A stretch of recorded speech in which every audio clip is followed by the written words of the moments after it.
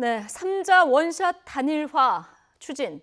자, 그런데 이 당의 대선 후보인 유승민 후보가 반대 뜻을 분명히 밝혔고요. 성사 가능성도 지금 희박한데 굳이 삼자 단일화에 나선 속내는 무엇인지 좀 더 자세히 알아보도록 하겠습니다. 자, 취재 기자 연결해 보죠. 전준영 기자. 네, 국회입니다. 네, 먼저 어젯밤에 이제 바른정당이 의원총회를 연 건데 분위기는 어땠습니까? 네, 어제 바른정당 의원총회는 무려 5시간 넘게 이어졌습니다. 예. 김학용, 이학재 의원 등 2명을 제외하고 이 31명의 의원이 참석해서 열띤 토론을 벌였습니다.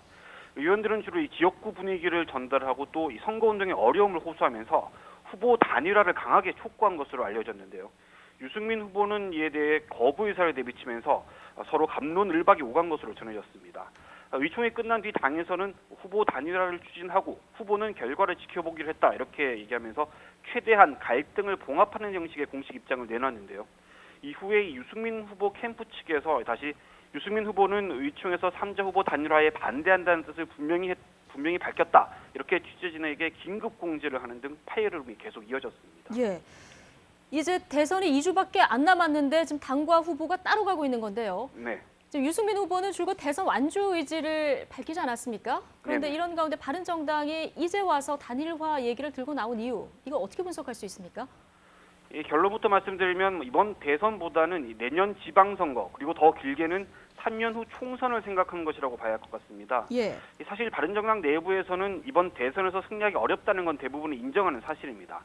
문제는 얼마나 의미 있는 지지율을 기록하느냐인데요.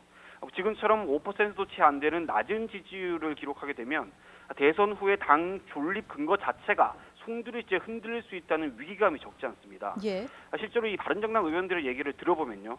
각 지역에서는 이미 바른정당을 탈당해서 자유한국당이나 국민의당에 입당하는 당원들이 줄을 잇고 있다고 하는데요. 이 지금 상황에서는 이 당장 내년 지방선거에서 바른정당 후보로 출마해봐야 승산이 없다 이렇게 판단하기 때문이라고 합니다. 여기다가 또 지역 민심도 이 보수 개혁이라는 바른정당 명분에는 찬성을 하지만 이번 대선에서는 이 반문연대로 힘을 합치는 게 맞다 이런 여론이 적지 않다고 합니다. 결국 이 낮은 지지율이 회복되지 않는데도 무작정 대선 완주를 하게 되면 이 당이 공중분해될 수도 있다 이런 위기감이 크게 작용했다고 보면 될 것 같습니다. 네. 자, 뭐 바른정당 입장에서는 그런 속사정이 있다고 하더라도 지금 자유한국당, 국민의당까지 아우르는 3당 대선 후보가 어떤 공통점이 있는지 단일화를 하게 되는 어떤 명분, 이 부분에 대한 좀 설득이 돼야 되지 않을까요? 네, 그렇습니다. 이게 지금 내세우는 얘기를 보면 한마디로 이제 현재 선두권인 더불어민주당 문재인 후보를 꺾기 위해서 반문연대를 형성해야 한다. 뭐 이런 개념으로 보면 될 것 같습니다. 사실 이와 비슷한 연대로는 선거 초반에 나왔던 이른바 제3지대론 등과 비슷한 얘기인데요. 예. 당시에 올해 초였죠. 민주당 김종인 전 대표 그리고 바른정당 김무성 의원 그리고 국민의당 손학규 의장 또 정의화 전 국회의장 정운찬 전 총리 등 이런 분들이 접촉을 하면서 개헌을 고리로 한 연대를 모색한 적이 있었습니다. 예. 이번 당시에는 국민의당 그리고 바른정당 여기에다가 민주당 개헌파 그리고 자유한국당 비박계 등이 함께 뭉쳐서 정치 세력을 한번 만들어보자 이런 구상이었는데요. 예. 이때 이제 국민의당 안철수 후보가 거부의 뜻을 분명히 했고 또 민주당과 자유한국당 의원들도 이제 움직임이 전혀 없어서 결국 흐지부지 되고 말았었습니다. 예.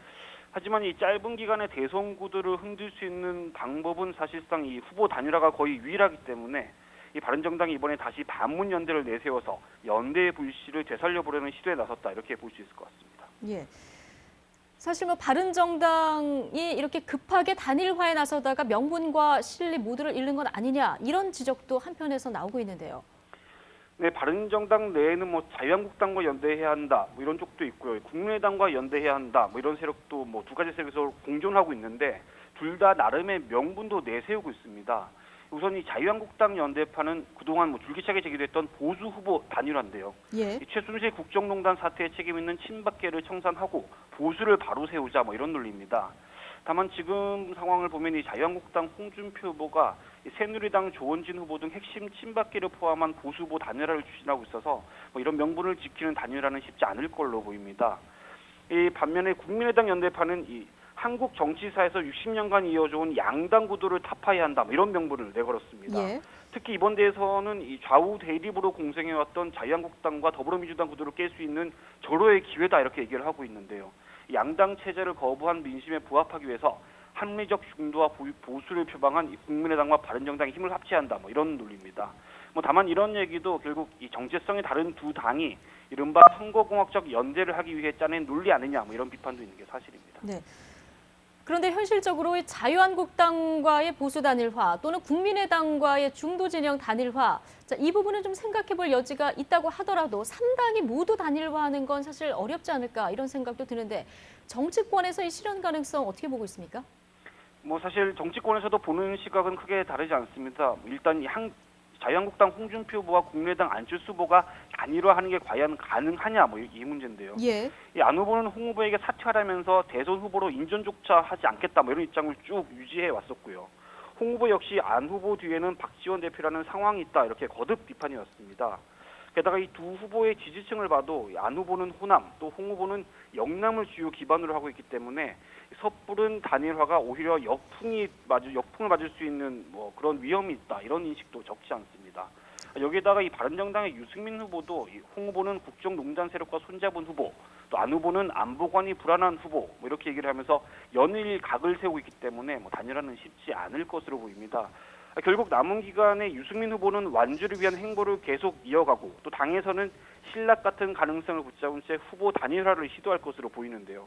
뭐 이 결과가 어떻게 나오든 간에 대선이 끝난 뒤에는 이 바른정당에 잠재해 있던 갈등이 어떤 방식으로든 표출될 수밖에 없을 것으로 보입니다.